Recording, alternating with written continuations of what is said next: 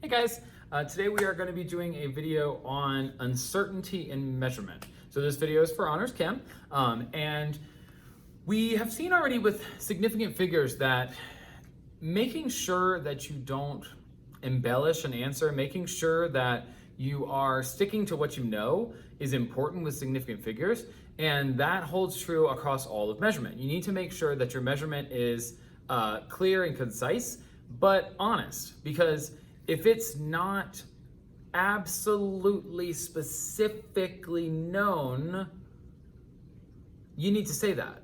And no measurement is actually 1 billion% certain. Even if you're like, okay, it's 10.0. Okay, that's 3 sig figs, so that's pretty precise. But what would the next digit be? 10.0 what? Right? So is it 10.01? Is it 10.05? Is it 10.09? Oh, so there's always some uncertainty when you do measurement. And we just need to say, okay, fine. I accept that it's not going to be perfect. I accept there's going to be some uncertainty. I just need to notate that there's some uncertainty and notate that based on the device I'm actually working with. So we're going to go over how to do uncertainty. So right here, it's split into analog and digital, okay? Because the rules for uncertainty are slightly different. They're not vastly different, but they're slightly different. So in analog, you're measuring using something like a graduated cylinder, using something like a burette, using something like a meter stick. Anytime where there is not an actual digital number on the screen, that's an analog measurement. That's you deciding what the measurement is. And so analog measurements are always going to be slightly less accurate. Because the problem there is that in addition to the device itself possibly having some error, you are reading it and someone else could read it slightly differently. So there's the element of human error added into analog measurement as well, okay? So with analog measurement, let's look at this device. So in this device, let's assume it's a graduated cylinder. And so it goes from 0, 1, 2, 3, 4, 5, 6, 7, 8, 9, 10. So this particular device is measured in ones, okay? So this is measured in ones. So we're measuring it by each individual, let's assume we're talking about milliliters, okay? Because it's a graduated cylinder. So we're talking about, we're measuring it by each individual milliliter, okay? So as a result, what you're gonna do is measure what you know, okay? So if I measure this device, I know that it's 1, 2, 3, 4, 5, 6, 7 point something. I know it's 7 point something. So the measurement so far, I can put 7 point something, all right?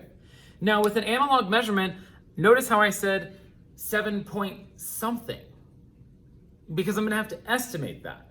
So as soon as I start estimating, I'm adding in a little bit of uncertainty. That's fine though. We know this is somewhere between 7 and 8, we know that, okay? We know that the answer range is somewhere between 7 and 8. Is that on the screen? Yes. We know the answer is somewhere between 7 and 8. So we're gonna make our best guess, but we're gonna need to say that it's somewhere between 7 and 8, but we made our best guess, okay? So right now I'm gonna say, okay, so it's 7, it's almost 7.5, but it's a little bit less, so I'm gonna estimate it to be 7.4, okay? Because it's just under the halfway line. Remembering when we're talking about liquids, we always measure from the bottom of the meniscus. We'll learn this year why the meniscus forms. It's because water has a specific property that causes it to creep up on the sides of glass. So you have to measure by the bottom. So we're gonna estimate it to be 7.4, okay? But as I said, our certainty is that it's somewhere between, or we know for sure it's 7 point something. We know it's between or above 7, and we know it's 7 point something because it's not on 7.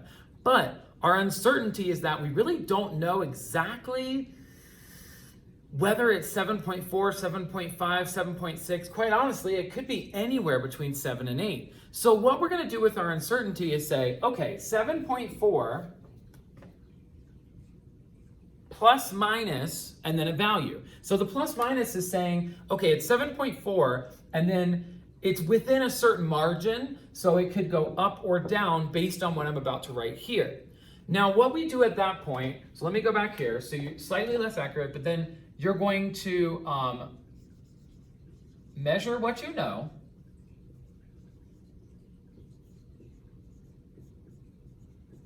So measure what you know for sure. I'm going to erase this measure by ones because we can count. So you measure what you know for sure, then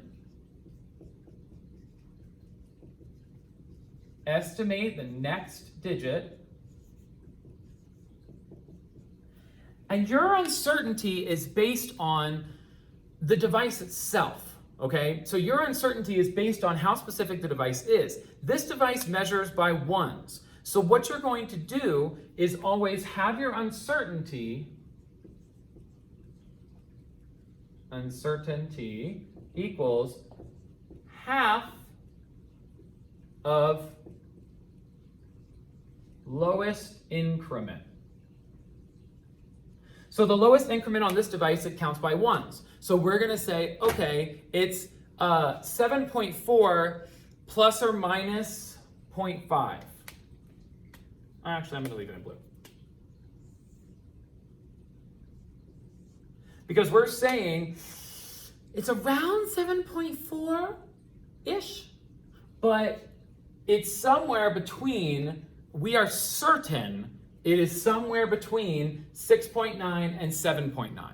We know that that is true. We know that we said it first, we know it's between 7 and 8, but we do see it's on the 7 side of things. So it's fair to say, this is the correct answer. We could be a little bit off, but it's no more than by 0.5. So it's no more than by this, okay? So that's what we mean by uncertainty, and that's what we mean by essentially accepting uncertainty and saying, yeah, I know it's not perfect, but I am guessing, and I'm gonna cover my butt. That's really what we are. We're covering our butt to say, I think it's 7.4, but it's at least somewhere between 6.9 and 7.9. It's somewhere in that, okay? And so then the full increment, by the way, if it's plus minus half, the full increment is the increment. We're saying exactly what we said from the start. We know it's somewhere within there because that's all that's on the piece of equipment. We know this is 7, we know that's 8, so we know it's somewhere in there. Because we estimated below 7.5, we still know it's within an increment of 1, but it's somewhere between 6.9 and 7.9. Now, digital is a little bit better, okay? So straight off the bat, digital is more accurate. But any of you who have ever tried to get a very precise measurement on an electronic scale know that they're very annoying because of that last freaking digit, okay? And so what happens is this is very certain. The electronic balance, because that's the one we use for digital, so we're gonna go with that. We also will use LabQuest for temperature, so could be temperature, but this is a balance example. The balance knows for sure that that's a 9.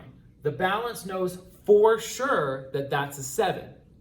But the balance is going to give you 0.2.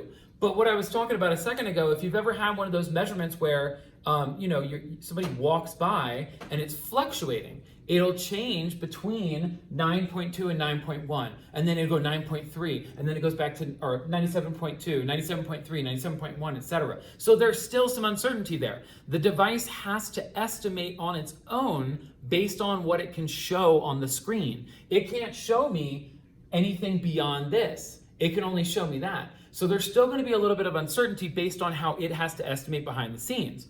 So with a digital estimation, you're going to no estimate.